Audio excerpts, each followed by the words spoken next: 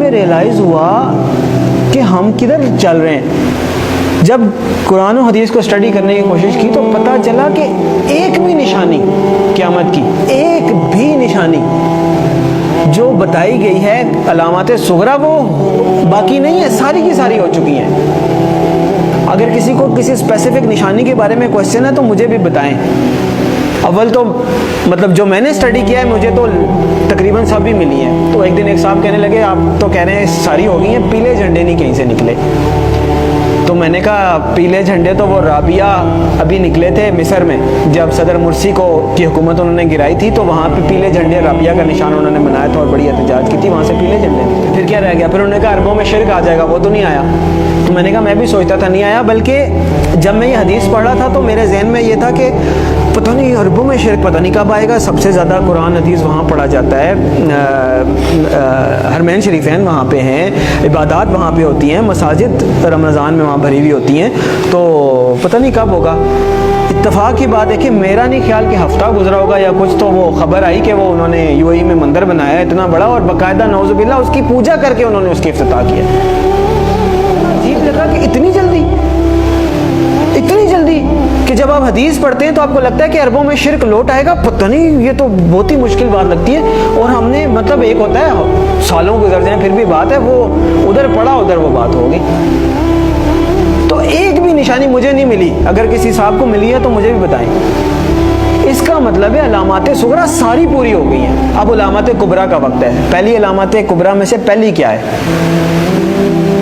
امام المہدی کا ظہور پہلی علامات کبریٰ میں سے پہلی بڑی نشانی ہے. دوسری ہے دجال کا ظہور. تیسری ہے حضرت عیسیٰ علیہ السلام کا حضرت عیسیٰ علیہ السلام کا آسمان سے آنا واپس.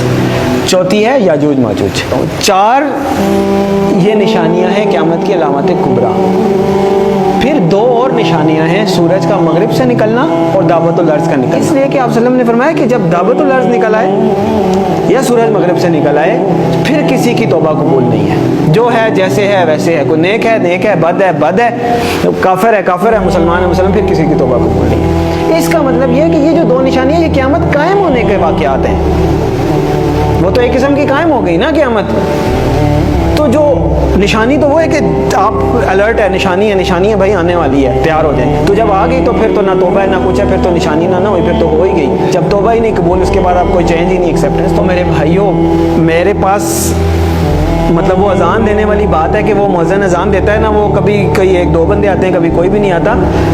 میرے بس میں نہیں ہے کہ میں چیخ کے بولوں کدھر سو رہے ہو کدھر جا رہے ہو، اور نکل آؤ روٹی کپڑا مکان سے، اور میری جاب میری گاڑی میرا بچہ میرا پلاٹ نہیں.